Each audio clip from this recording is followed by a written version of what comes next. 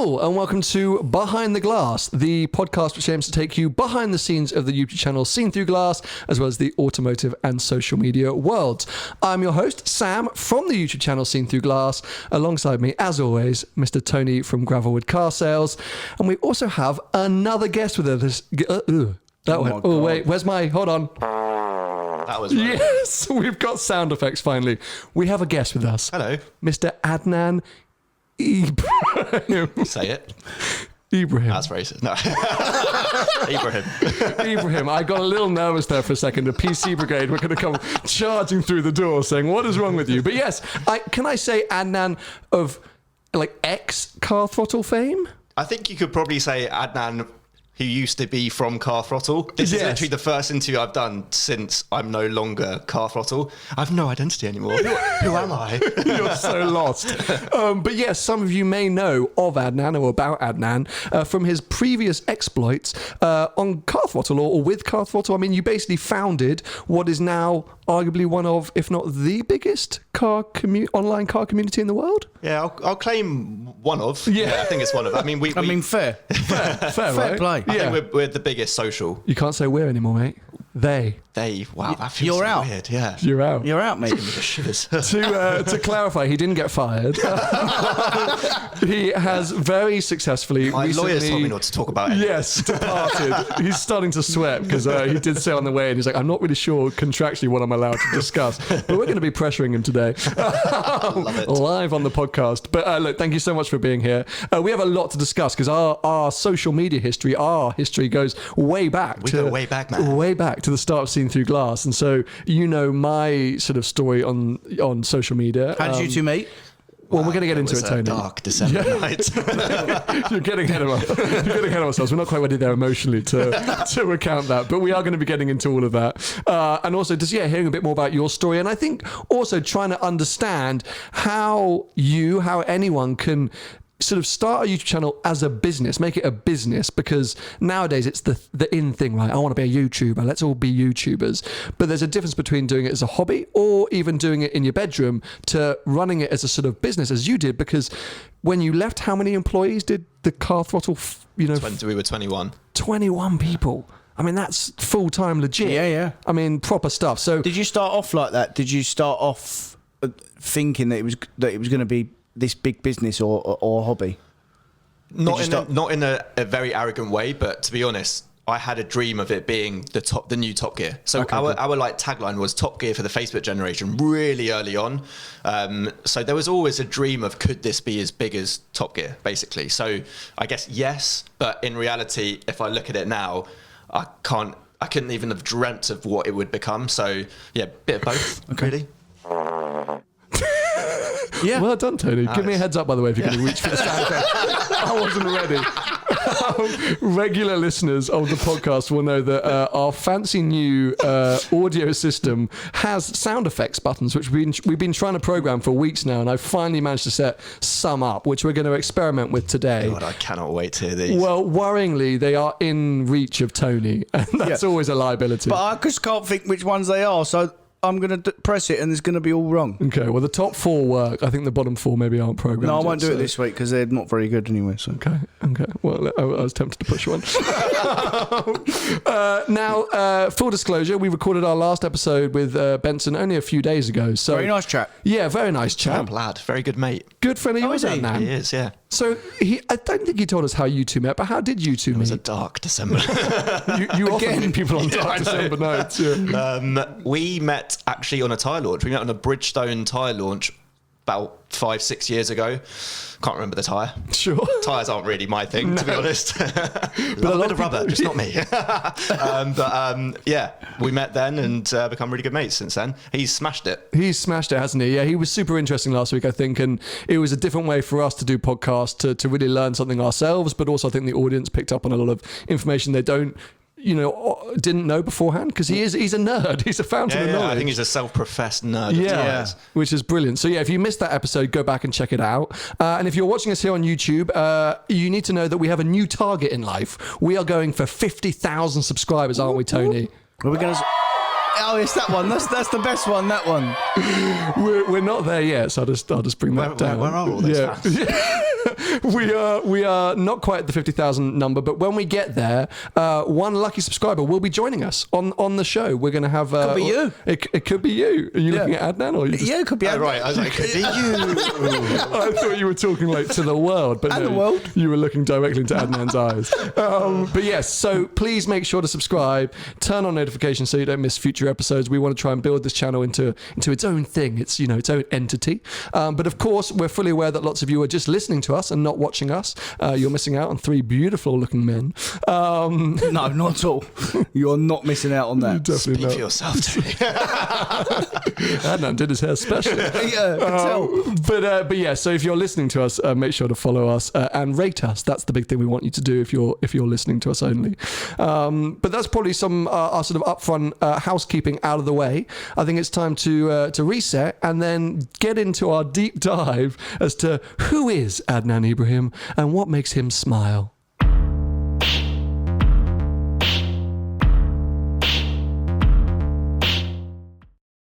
I want to go back to the beginning of your story, and eventually, hopefully, that will bring us on to our story. But come on, Adnan, how did this all begin? Where was the initial concept for Car Throttle founded?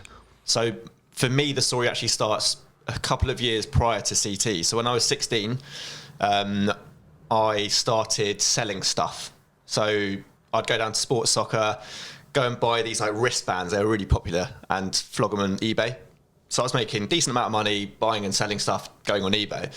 I then wanted to get into consumer electronics. So decided to go on Alibaba, found this really dodgy Indian man. I can say that. For listeners... I'm Indian. Yeah.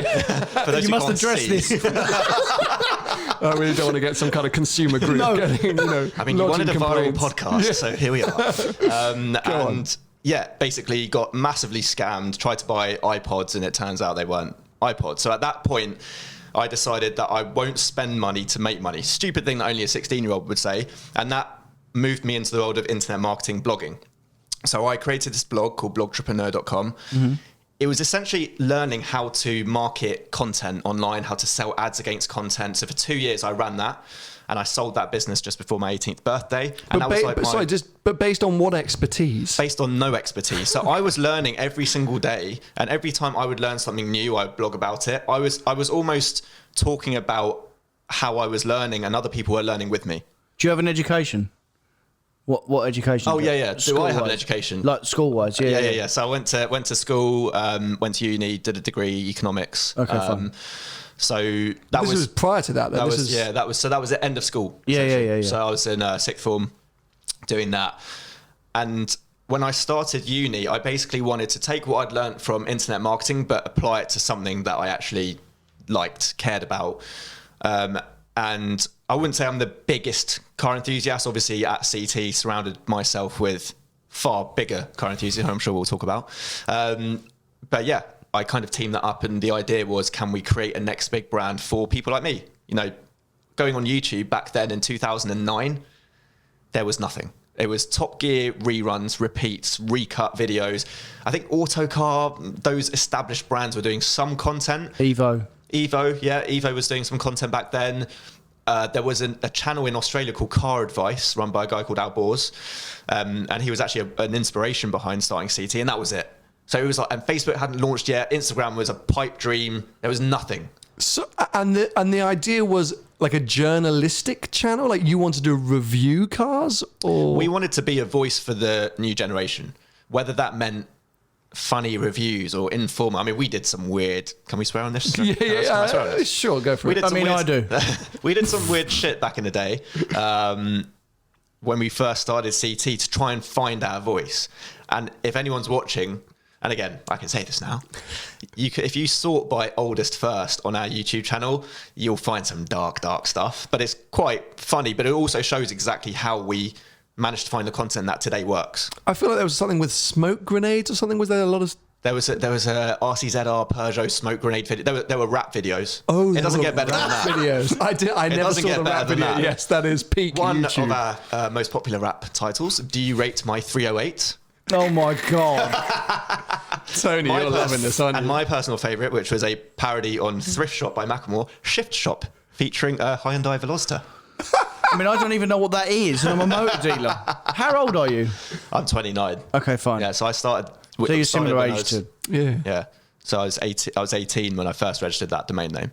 Okay. And you had this sort of vision to bring on more people? Is this something you thought, I can build this by myself and sell it on? Or like, what was the sort of end goal? You said you know what you wanted to create, but what was your out? At that point, I didn't know.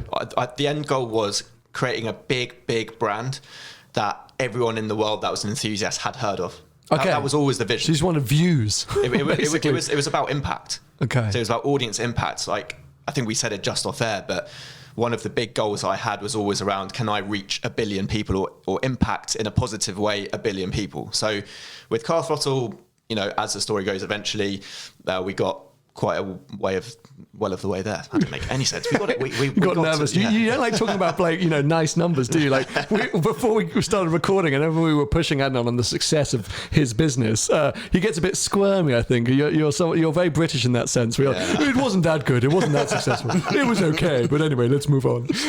So look, we're like with any small business or independent startup, there must have been a rough patch. There were many. And speaking of rap videos, we know there were rough patches. 308 for a start. Yeah. I mean, that was really rough. That sounds super rough. Yeah. But how? So you know, that moment when it was just you and okay, I'm going to reach 1 billion people.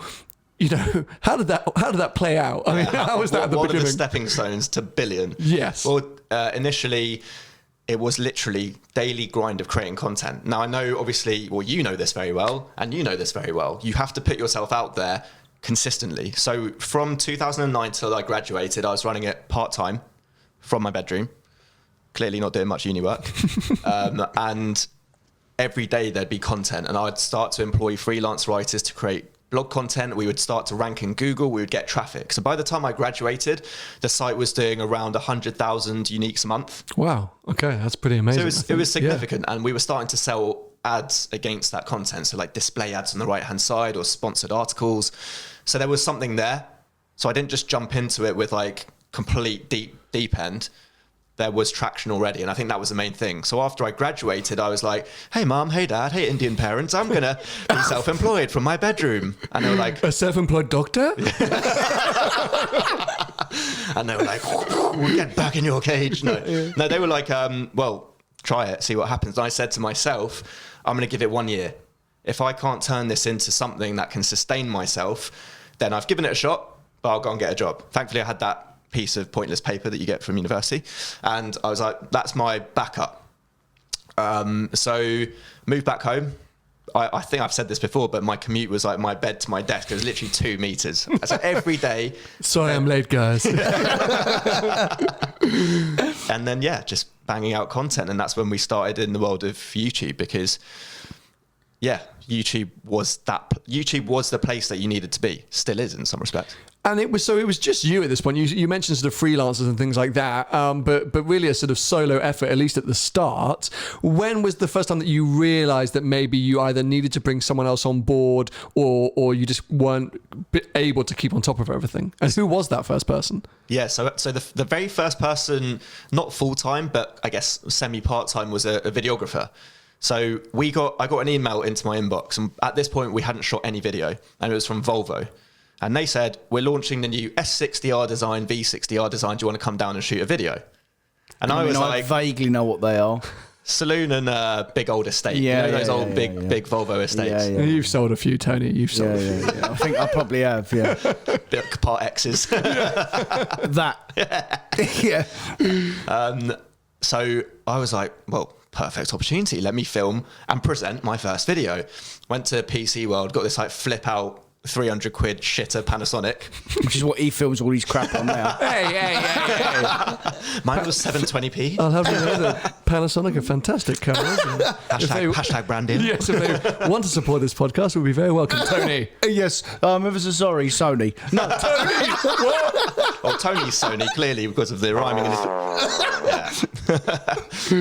Okay, so you suddenly realised that you had this opportunity to make some relatively not exclusive content, but you know, new, fresh content in your own way. So you went and bought a crappy Panasonic. You know, they have improved over the years. No, they're very good.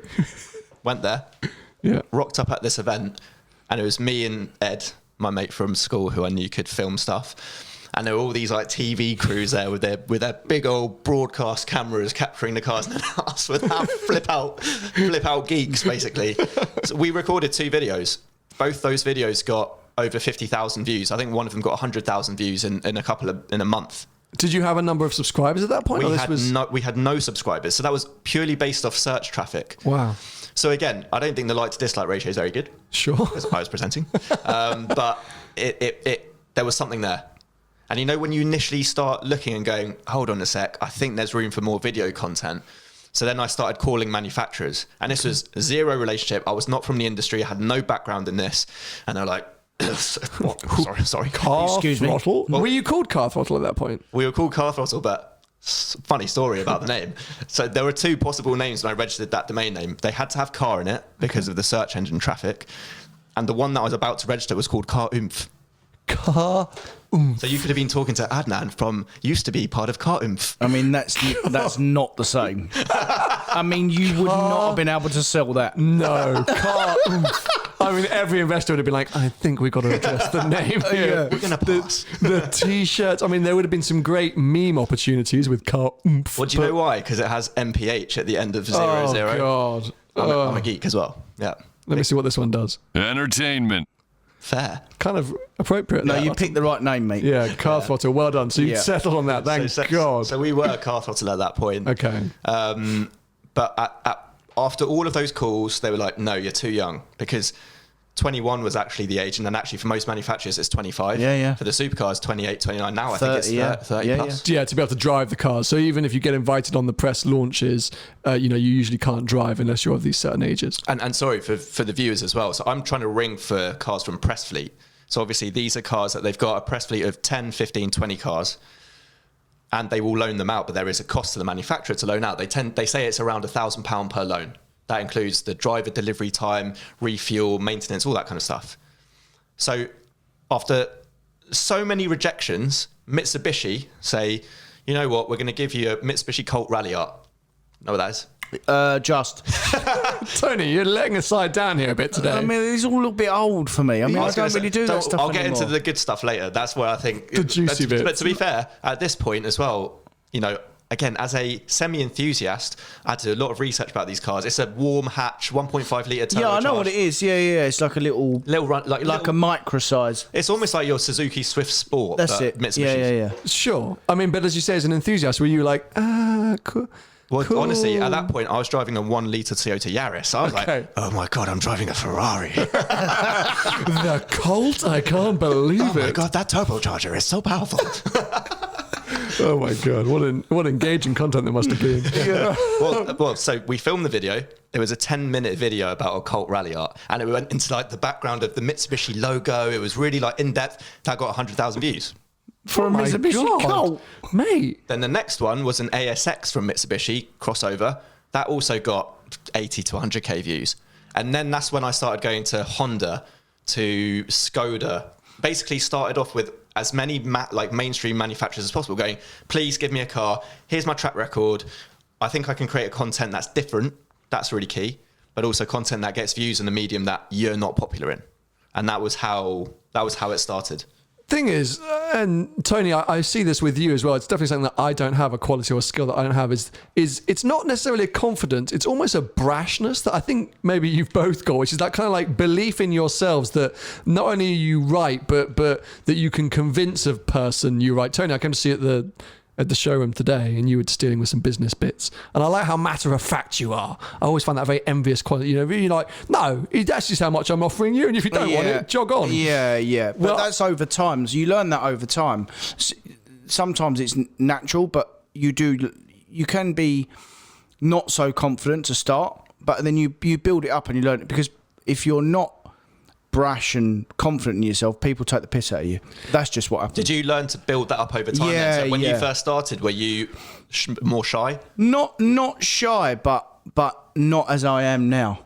Because I know more now as well. And do you know what? By the way, like listening to you two, like you two are of a different era of me. Obviously, I'm older, and I actually admire what you two done, because when I left school, I thought, right, what am I going to do now? I need to go and get a job. How am I going to make some money? I'm going to have to work hard. Whereas the next generation from me, like you guys, you have a profession in PR or whatever, and you've done what you've done. You think a little bit more out the box, and it's media focused. That's not our generation. So it's good for me to be involved in this because you guys not help me understand it, because we don't understand it. So horses for courses, isn't it, as well? Well, first nice thing I've heard from you, Tony, in quite a long time. So That's only because Adnan's here. I feel like I've helped to break down barriers between the two of you. Next time Tony's going to be sitting here with a hand on your lap.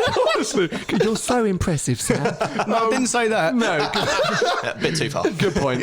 But I think my takeaway from what you were saying is that it must have taken amazing confidence or balls to have called these people up and been so confident in what you could deliver, because YouTube was still a relatively new format, new medium, new platform. So you were, I don't want to say lucking into these views, but the fact you were hitting 80 to 100,000 views on these kind of road cars as an unknown channel is amazing. And I'm sure it's down to your knowledge of marketing and all these different elements.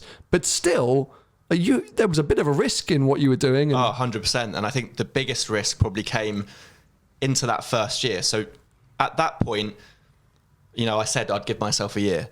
So gave myself a year. It was still on the brink of being something that I could actually, take home every day, and it was growing quickly. And I had heard about raising money, VC money, angel investing. Had no contacts there. My family's not in that area at all. My dad's a dentist, so it's just not. He's not a VC investor. Sure. I mean, you should have done that, really. it would have been safer. Yeah.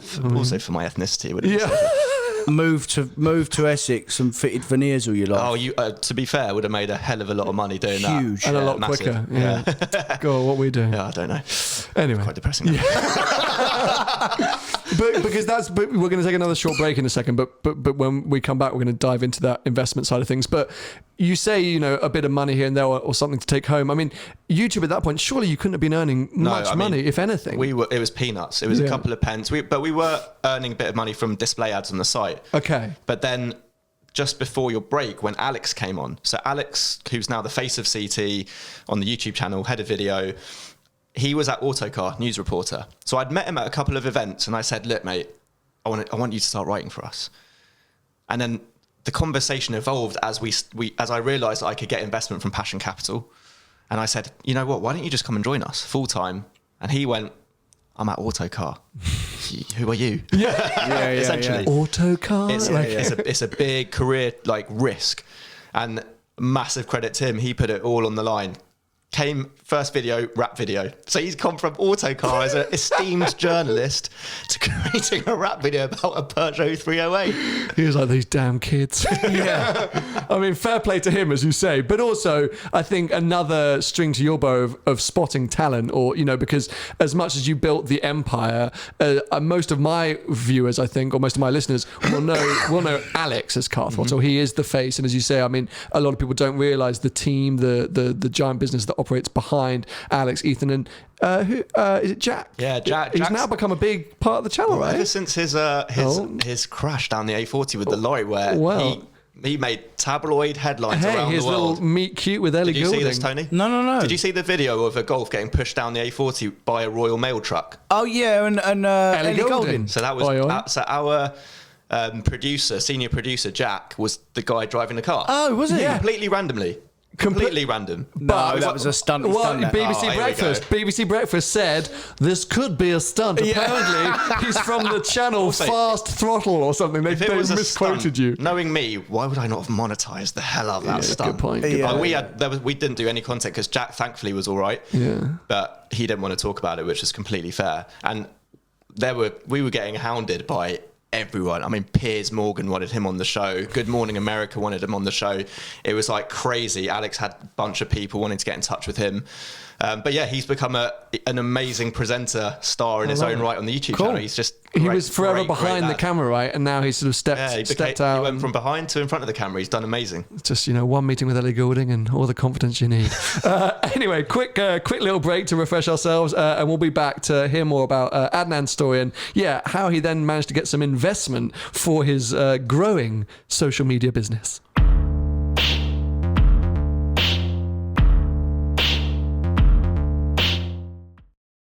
I think we all want to know, how does anyone secure investment?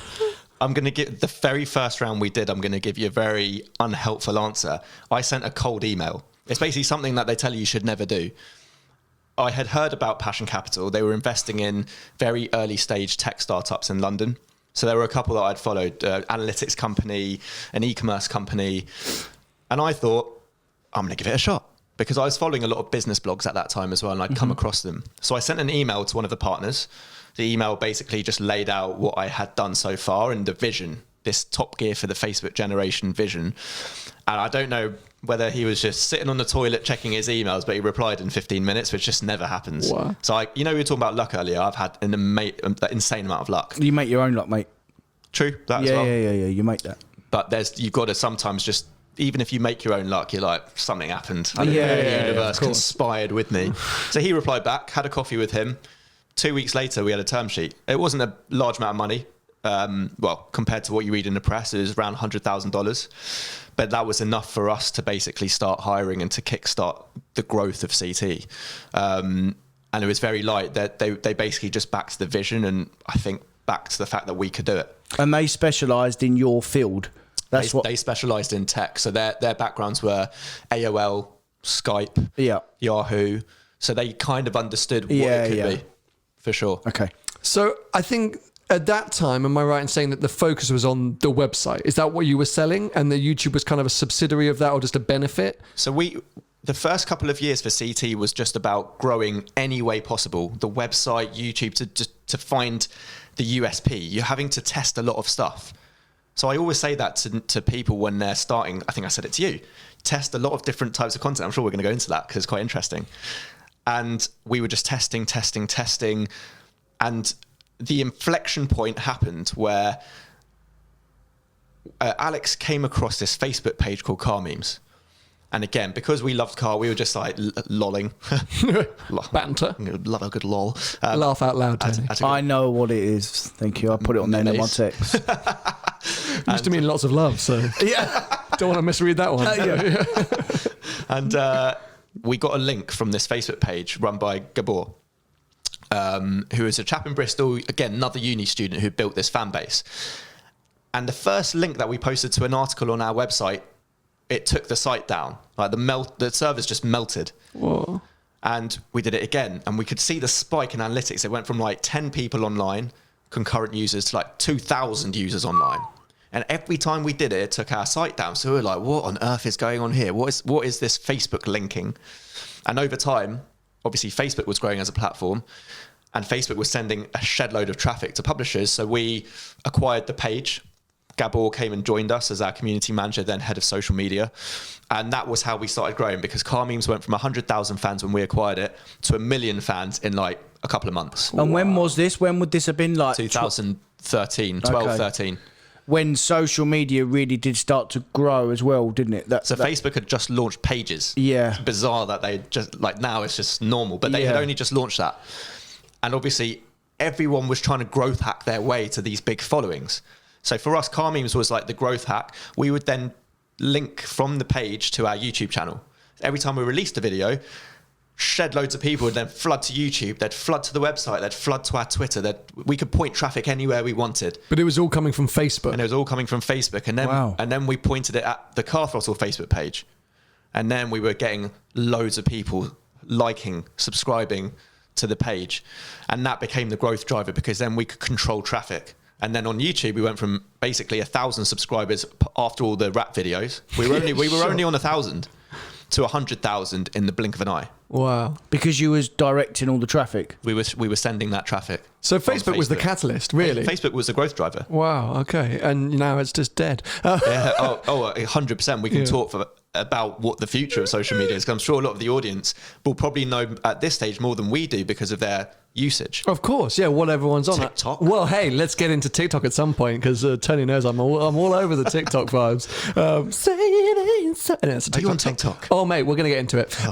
So let's fast forward a little bit to when you and I met. Our sort of a moment. I'm trying to remember. I know exactly when we met. Do you? Yeah. Should I leave? It was at a... No, but Vicky, if you're listening, please turn on. It was at a hashtag CT Meet Oh my God, it was. at Ace Cafe. You're so right. Ace Cafe is, for any international viewers, one of the oldest kind of institutions, very biker-friendly place to have car meets. It's Uxbridge Way, isn't it? Yeah, just Near off the North Wembley Circular. Stadium. Yeah. Yeah. And you came down with Paul to our very first CT meet. So there were, and we had no idea what to expect. But we had just messaged a couple of mates going, hey, do you want to come down to the CT meet? So I'm blowing out your mic. Yeah, no, sorry. That was me just being a techie nerd for a second. Go on. And we had, I think it was 700 people come down and about 100 cars. And we had a reserved car park. Paul came in his blue R8. Yep. You came in your 4C. Sorry about that. Tony. We had to push it back out. Don't be rude. People went nuts for that car. People couldn't believe what they were seeing. Do you know why I remembered, Sam? Go on. He was the only guy there with a GoPro strapped to his head. Yeah. He still does that now. You know, One of those suction mouths. yeah. It was the OG people who Still see the mark on his head. That's what caused me to lose hair. It's all that taking the GoPro on and off. But yeah, I used to walk around in public with the camera strapped to my head. It was a very strong look. And I was like, this guy is so dedicated that I need to meet whoever this is. What a weirdo. Well, in terms of where Car Throttle was at, that's what I was trying to figure out, because you must have been at a relatively serious point, because very quickly you asked to meet with me to discuss me joining something called an MCN, which is a bit of an old school YouTube term. It's a multi-channel network, and we'll break that down in a second. But do you remember kind of, so we're talking about 4 or 5 years ago, what level of growth Car Throttle was at? We were probably 200,000-300,000, no more, about 500,000 subs, I'd say at that point. Maybe What year was that? 2015. Yeah, 2015. Well done, well remembered. Because that was summer 2015, the first meet. The premise was, and again, this was all about testing, constantly trying to test new avenues, new ways. You had these big American networks, Maker Studios, Taste Made for Food, and they were basically aggregating a lot of channels so that when you wanted to have a brand deal, the brand deal doesn't have to mess around with 1,000 contracts. They just have one contract, and then the network in between then distributes the revenue to all those creators.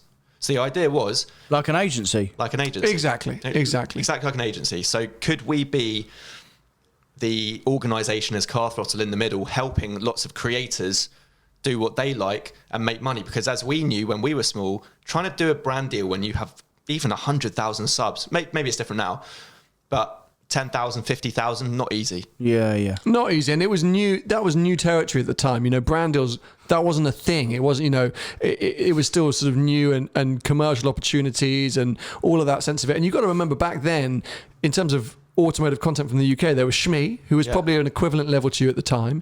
Paul Supercars of London, who was maybe a few 100,000 subs below you. Me at maybe 20, 30,000 subs. You just started. Seb Delaney at half that again, and that was kind of it. No one else was really in the space, so it was a very new and kind of exciting time. But things like brand deals and opportunities and commercial things and networks was just so, you know, like, what is all this? And you try to take it on as much as possible. And I remember you sitting down and saying, look, you know, we like what you're doing, and we're thinking about building this MCN, this multi-channel network, and we'd love for you to come on board as one of those sort of initial channels. And for me, I was like, oh my God, like Car Throttle, these guys are huge, and this is so exciting, and oh my God, I'm going to make so much money. Sorry about that. Well, long story short is that the partnership, or me joining the network, basically just meant us having catch-ups every 3 to 6 months. Fair, great network. We had great lunches. We went Christmas for a few lunches, nights out. Like, you know, like it was all brilliant, but actually meant nothing for our business. And do you know why that didn't quite work? Talk to me, because I never asked you. I've been too nervous to.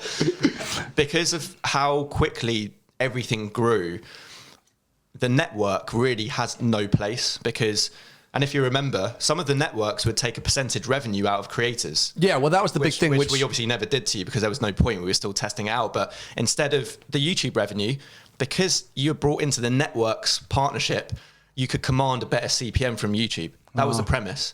So then YouTube would say, your network is a preferred network. All of the great advertisers, Ford, BMW, they're going to spend more money on your channels. Yeah.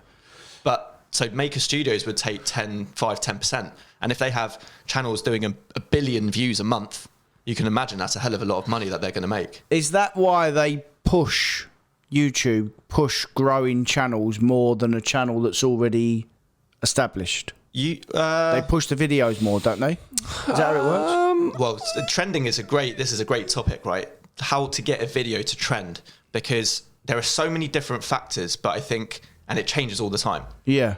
The beauty of YouTube. Because you boys are always moaning about analytics and YouTube. Algorithms. Algorithms. The damn algorithms. Mysterious floating algorithm. Turning his algorithm knob up and down. I mean, I literally go, okay, and it goes right over my head. But no, but it's your profession, and you want to understand. You're frustrated by it. In the same way, in different markets, like you have to understand everything about your market. Of course. When we upload that content, if you don't understand how to rank, like you need to just understand all the levers. And there are so many different things: the length of the video, the growth rate of that video in the first hour, the like to dislike ratio in the first hour, the number of comments it gets per hour. All of those things help you to bump up trending. And then there are some things that you'll just trend. I mean, CT, to be fair, in the last year, nearly every video has trended. Like which is amazing. I mean, for an automotive channel, to the team, like they just know now what to produce and how to get people interested in that content. And what I love actually is if you track the sort of, the content that you guys have been creating, if you go right back to the beginning, as you say, you were looking for really any car that you could get hold of to do your sort of review pieces. And, that did continue for a long time. And you even, I think, went through the sort of supercar phase. I remember Alex's video with the Huracan Performante, which made him cry. Yeah, of course. What a loser. What a loser. But I feel like maybe sort of 3 or 4 years ago, and mainly with the MX-5 that Alex bought, you kind of opened yourselves up to or tapped into this kind of like modified market, or this kind of like story of these project cars and sort of, like documenting that build process. And what I love about what Car Throttle are doing now, which you can take no credit for because you've left. No, he's the foundations, mate. No, don't give him that. No, he is. Where's the audience applause button for Tony? That's a bit of a whoop, isn't it? But yeah. Where's your jacuzzi, mate? So the thing is it's great car content on a budget, which is what I'm loving. I think I saw the last video, something about like an £800 car or £795 car, all these kind of funds, which is Top Gear of old that we used to love, those cheap car challenges. And it goes against what so many of, I would say, us, and I'm talking about me and fellow contemporaries do, which is the big money stuff, which I think nowadays is becoming less attractive, but also, less engaging. People want to know that they can go out there and, hey, if I work really hard and I make myself $1,000, I could go and buy a car and have fun with it, which I think was a genius move from a content point of view. And that was all Alex, because Alex loves shitboxes. Okay. Fundamentally. He's like you. Him and Tony would not get on. No. But you and him really get on. We would spend a lot of time on Auto Trader. Have you seen his Citroen? No. Oh, no. I bought. It's probably not even a DS3, is it? Oh, you are C4 from 2006. But the rare 2.0 VTS. Wow. Okay. Yeah, that was the Lux top of the end, but it's been stripped out. Put a WRC body kit on it. Is this the one you took on the Team Galad tour? Yeah. And I just dropped it off at Tony's showroom, or I don't know if I know what to call where your work is, but anyway, dropped it off with Tony because I couldn't leave it on the street anymore. It was getting too much attention. I was getting all these builders come past it. Yeah, and oh my god, it was a nightmare. Does that add kudos to your dealership? It wasn't getting too much attention. People were putting rubbish in it because I thought it was a skip. That's what was happening. The builders were putting all their rubbish in it. Tell Entertainment. Yes. Anyway, so me and Alex do share fondness for shit pieces. Well, anyway, so we met back then, and then I did join your MCN, your multi-channel network, which was really just an excuse to have lunch. I didn't even finish the reason as to why it doesn't work, because ultimately, a creator does not need a network to succeed. So even though we weren't taking any, the networks work because there's an information gap. So they say to the creator, hey, if you join this network, you're going to be rich. Yeah. But in reality, you'll be rich if you create great content and you have an audience. Yeah, and you're not tied to anyone else. You're independent. You might want to have a sales manager at some point to manage all of your deals. Yeah. So I know that you're repped by M&C Yeah, I have a commercial agent. So basically anything which comes from outside of YouTube, any of the big brand stuff that I've done comes through them. So they handle all that just because I'm bad at talking money. Because you're a creator, your expertise is in creating that content and getting the content to be amazing. And to be fair on you, aesthetically amazing, because I think that is your differentiator in the market, right? Yeah. Sam creates content that also is, I don't want to say Casey Neistat, but Casey Neistat levels of like creativity and thought behind it. It's not your straight vlog. No. So everyone I ever met, I'm going to be nice to him twice in one podcast. Such a love-in today. So everyone I ever meet, they always say that Sam makes the best videos. Everyone, like of all the other YouTubers, they always say you make the best. But I think the beauty of YouTube is that there's a space for everyone. You can make content however you want to make it, on whatever you want to make it. And someone filming with their iPhone to someone filming with a £40,000 red camera, but there's space for both. And I think, what I do is the content that I want to watch and I want to make. And some people might say it's not very engaging or it's not very interesting, whatever. But I love the way it looks and feels and what it represents and the stories that I tell.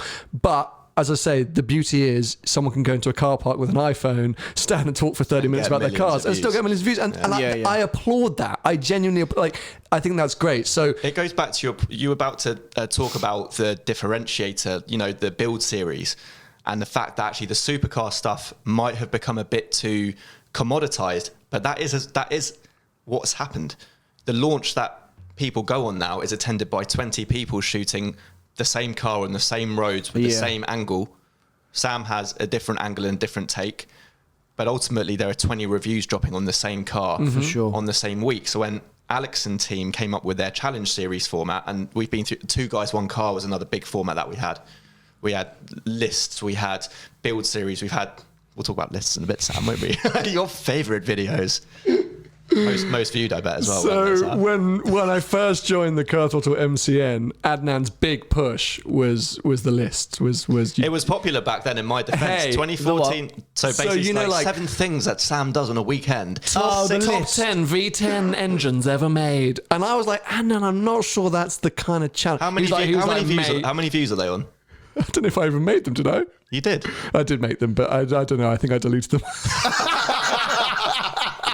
Sorry for helping to try to make you famous, Sam. Yeah, you know what? It just wasn't the kind of content I was looking to make. But this is exactly what was great, because through that learning process, you find what works for you, and not enough people are ballsy enough to test, and that's how you make it. I think that you're so right. The experimentation is key, and for you guys early on, that was finding your voice, finding your space within what became a very crowded automotive market online. But I do feel like Car Throttle are known now as an entity. Like, what are you going to get on Car Throttle? What are you going to see, and what do you enjoy? And you say the testament is that they're trending on almost every video they got, huge views. And long story short is, you've sold out. I mean, 10 or so years later, you found an exit point, which I think is hugely admirable and amazing. And that's kind of what I want to get into is to skip forward. I know we've missed a big chunk of like the Car Throttle history, but it's all online, so you can go and watch it. It is. I don't know why you're listening to this. If you want to understand more. But we want to dive behind the scenes and hear about those final few months or year, I suppose, when you decided to sell, how you decided to sell, and what the hell you're going to do now with your life. So we'll be right back in 2 seconds to get those answers from Adnan.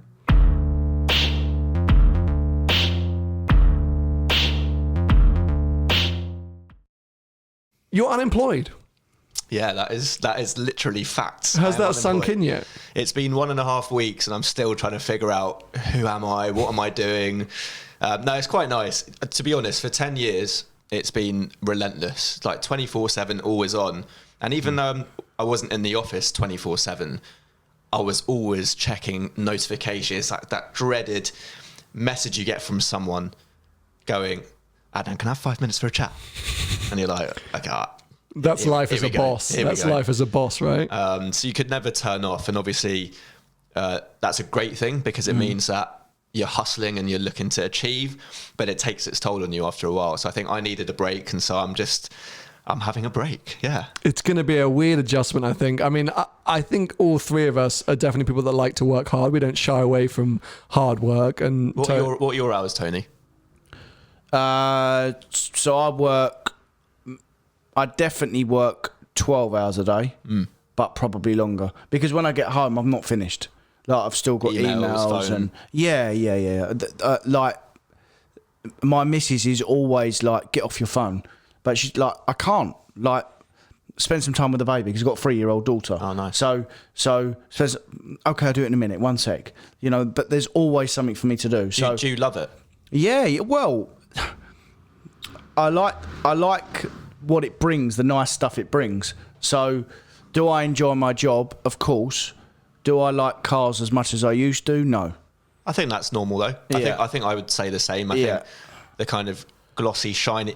You hang around the best of the best cars all the time. Yeah. Oh, someone's got a friend. Hello. Is that me? No, it's you. Oh, it is. That's my dad. He's been in LA. Get him on. Could you imagine? Get him on. I could actually. What the fuck's going on? He's had a good week in LA. He's been doing some business. He called me. I had the funniest phone call with my dad this week. He's been doing some business with some people that we all would have heard of, but he can't pronounce any of their names. So he always calls me and says, I've met with... And I'm like, okay, you need to know how to say this. Anyway, I'll call him back. So sorry, yeah, that's the point, is you don't switch off, right? No, but you don't. If you own your own business, you don't. Mm-hmm. And rightly so, you switch off when you retire. Switch off then. Yeah. You just got to keep going. Mm-hmm. So. And I think, has there ever been a part with either of you where you've gone, I wish I just had a 9 to 5 and at 5 p.m. I could leave the office? Not for me. See, funnily enough, only towards the end of CT, I would walk with Gabs, Gabor, who became COO after the car memes journey. And we would just walk down the road and we'd be like, mate, I quite fancy having their life. They're just 9 to 5 and they don't have this constant need to do something. But I think, as I said, it's a blessing and a curse. It's a blessing because hopefully it means that we're always going to be looking to achieve something.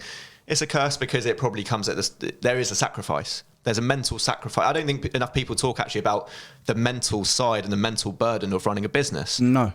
At all. Because it's a hard slog. And I'm not trying to sob story because I had an amazing time doing it, but no one likes to talk about, everyone talks about the hustle porn, no one talks about the emotional porn that comes with it. Yeah.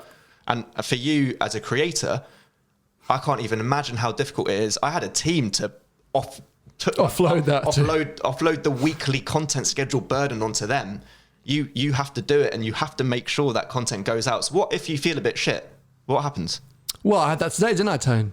I went to Tone today because I've got a video. I'm off tomorrow to the launch of the new Toro Rosso Formula 1 car. Oh, nice. Amazing. Dream, for me, absolute dream. Is that at Hangar 7? Yeah, exactly. Yeah, nice. But I'm a little bit nervous as to what the content will be, because I know these big events, I know it can be tricky to film, and I don't know how exhilarating it will be. It's effectively just a media launch. So I thought, you know what, I'll get a spare video in the bag, and we thought I'd go along and drive something that Tony's got in stock. And I just woke up this morning and I just didn't feel on it. I felt off, felt weird, felt a bit sick, a bit tired, and I thought, I'm not going to make a good video today. I'm just not. And a year ago or 2 years ago, I would have forced myself and I would have got frustrated and I would have made a crap video and I probably would have uploaded it. But instead, no, I went, you know what, shelve it. And all I got to do now is work harder tomorrow to make sure that F1 video is a really good video. So it swings and roundabouts. So you accept the fact that you're now content enough to shelve a video. Yes. You don't feel that burden and pressure on yourself to have to upload. But it's taken me 4 years to get to this point. Yeah. And it took Drive the World. Drive the World was the biggest thing to push me to the point where I do need to upload financially, but I don't need to upload, like for me, it is way more important to create content that I want to create, that I'm proud of and that I'm happy with, even if it gets 20,000 views or 100,000 views, but it means that I need to find money elsewhere. Mm-hmm. I've taken away my financial dependency from YouTube. I don't count on YouTube AdSense anymore. That's not my sole way of making money, which really it was. That was my biggest income generator for the last 3 or 4 years was YouTube. So if my earnings dropped or my views dropped, that was catastrophic. And I was stressing if I was, it didn't matter if the video was good or bad, it just mattered about the views because the views was the money. Whilst now I'm like, screw that. Let's make great content that I'm proud of, that is really good, that I can say to someone, look at that, what I made. Now pay me to make it again. That's a, sort of, I don't only want to do paid content, but what I mean is there's lots of other ways to make money in this world, and that's what I'm now pushing into. I will never stop being a YouTuber and never stop creating, because that's what I love doing, but that's what I want to do. I want to love doing it and I don't want to do it because I have to. And I think that's the big problem with social media, is that necessity to upload. There's a lot of pressure, isn't there? A lot of pressure to keep uploading, where now there's so much of it. Yeah. There's so much of it. And I remember ages ago when you guys flipped to doing one video a week again, when you said, look, we're just cutting back. We were doing 4 videos a week, 4 produced videos a week, and it was killer. Killer, right? Just from everyone's point of view, from resources to creativity but also for your audience. And that's what I kind of learned. I think now, further down the line, there's so much out there on YouTube. People are busy. You know, let's talk about TikTok for 2 seconds, because now we have what seems to be a 5th social media platform, the big 4. Am I getting that right on my numbers? That have ruled the roost for so long. Maybe I'm thinking, anyway, I'm losing top. Snapchat. But thank you. TikTok has come along and, you know, we're talking 500 million users, I think, now on TikTok. And it's this weird platform that I would say is like a void. Like, I get stuck staring at TikTok. Oh my god, yeah. Do you have TikTok on your phone? No. Have you used it? I know what it is, because I'm in a WhatsApp group with Paul Wallace, and he constantly... Is Paul on TikTok? I guess so. Yes. He constantly sends clips of this Chinese bloke eating an apple. I mean, just to doing press-ups, he was. Just to do a side skate. It's not all about Chinese people eating apples, but... No, but that's what he sends. Yeah.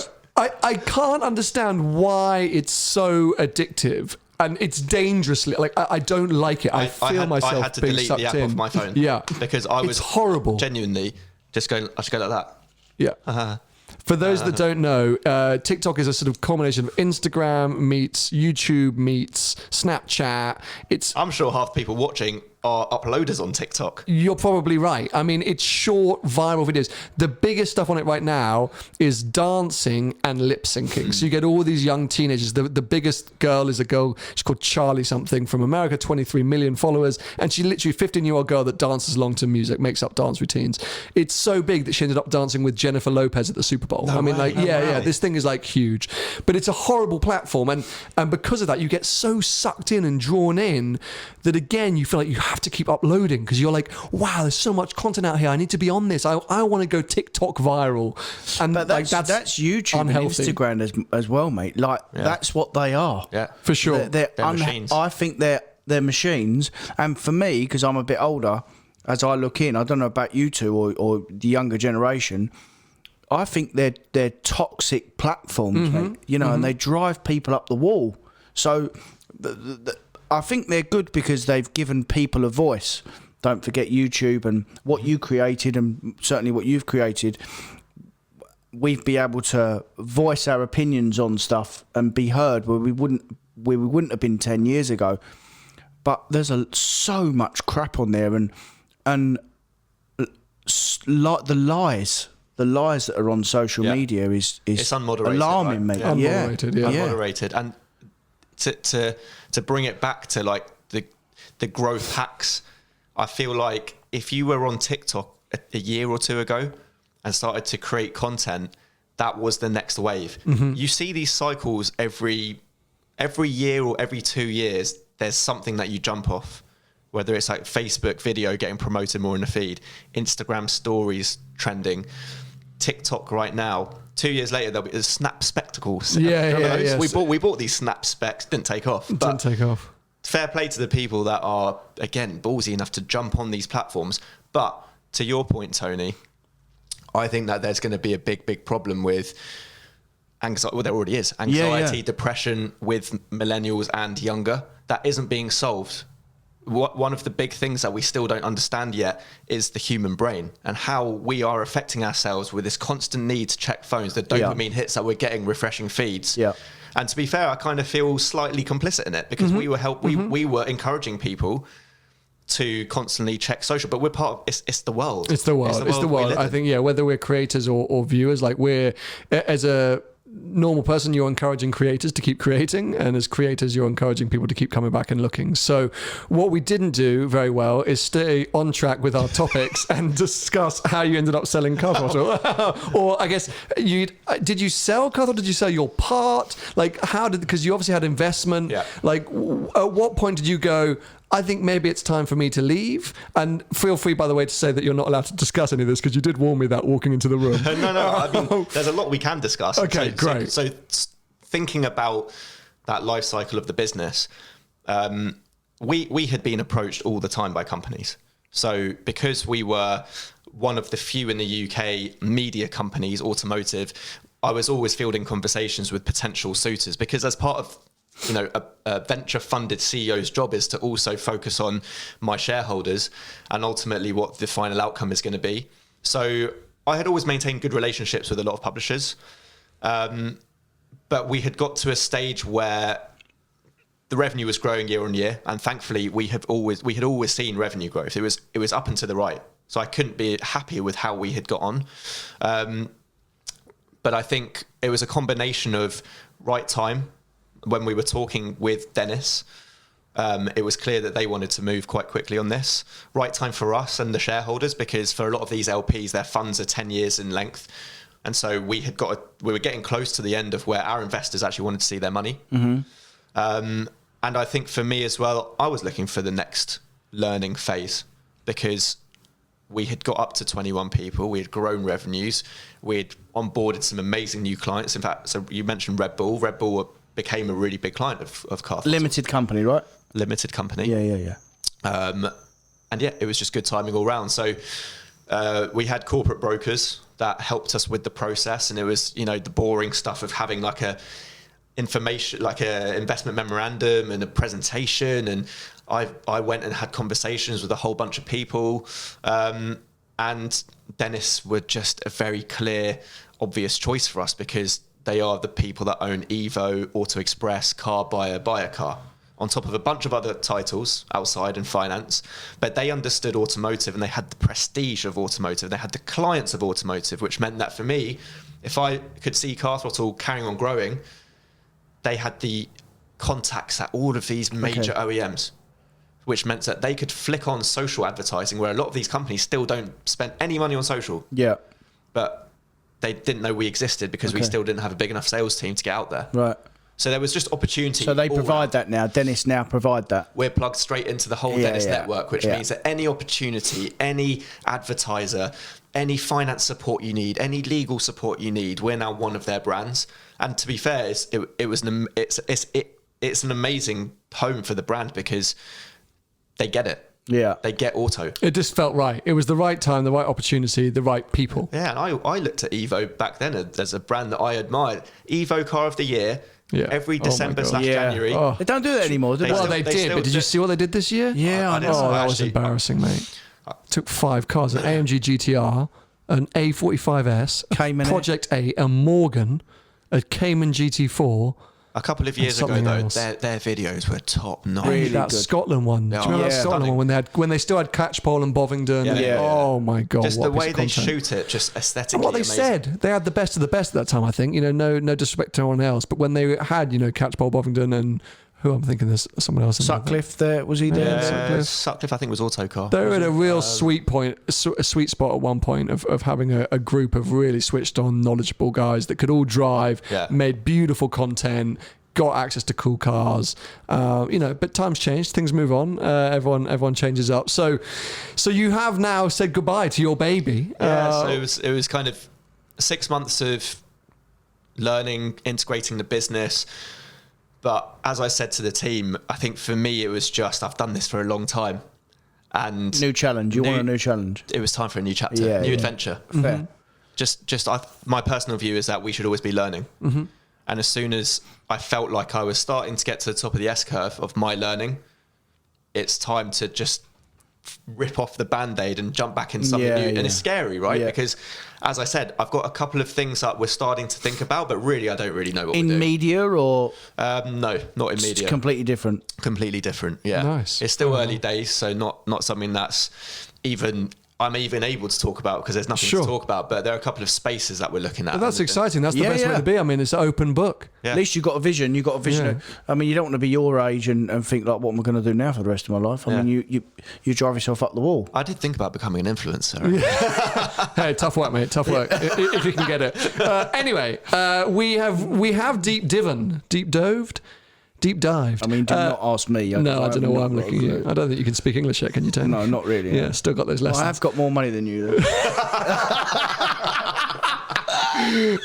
So yeah, it's been fascinating and I really, really appreciate it. But now, in a new feature for today's episode only, we're going to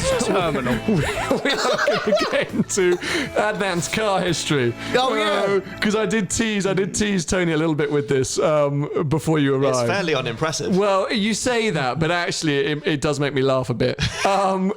So, first question: what are you driving right now?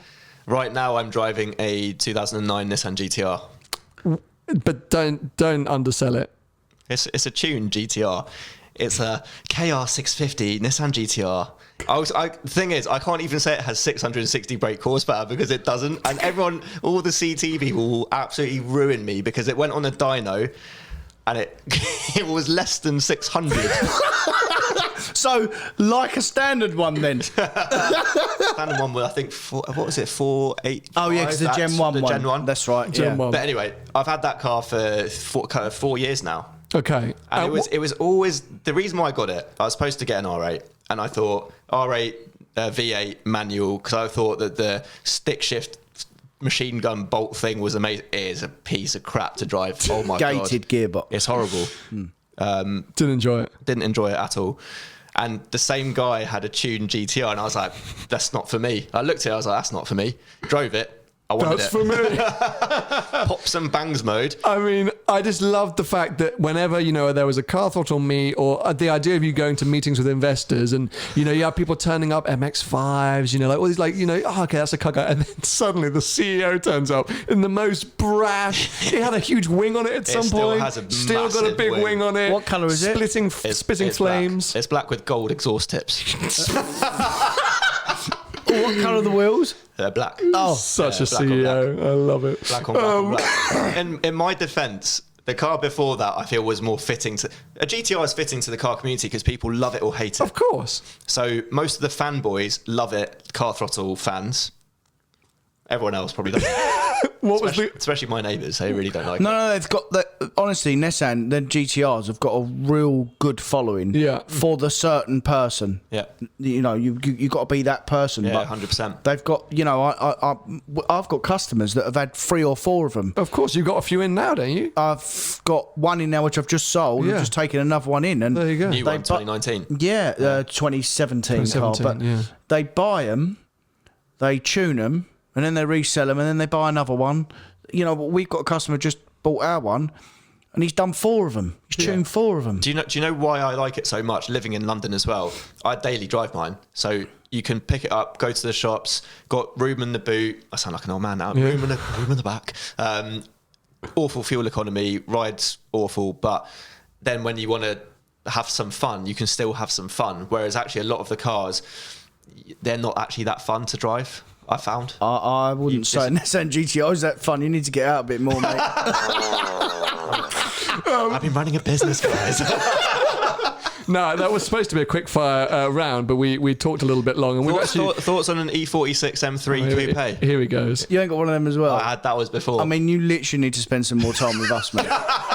You've been spending too much time with Alex. To be fair, I actually wanted to get your advice on next cars. Okay, well, can we do that off air? Because we've gone a little bit over today. You know what, though? It's an excuse to get you back. It's been fascinating. I do really appreciate it. I think a hopefully useful insight for a lot of people watching as to how, YouTube can be a business or you can turn it into a business. But if you're looking at media or social media in general and trying to understand how on earth we all make a living from it, Adnan is a quite fascinating example of someone who, started in the front of the camera, stepped behind the scenes, but built this kind of empire. And you're now, away from it and ready for your next challenge. So thank you for providing that insight. And then thank you also for boring us with your GTR fanboying. But we will get you back on to discuss your next car purchases with Tony. I think we can get into that. I can already see him frothing at the mouth as to take you away from what... you literally need some advice. You need advice. I need some help. Some help. But if you've been watching us on YouTube, make sure to give us a thumbs up, subscribe, turn on notifications for future episodes. If you've been listening to us, make sure to follow us so that you also don't miss out on future episodes. And let's hit that 50,000 subscriber mark ASAP, Tony. When's that going to be? Soon. What are we on now? I don't know. Anyway, wrapping things up. Thanks for watching. Catch up soon. Ciao.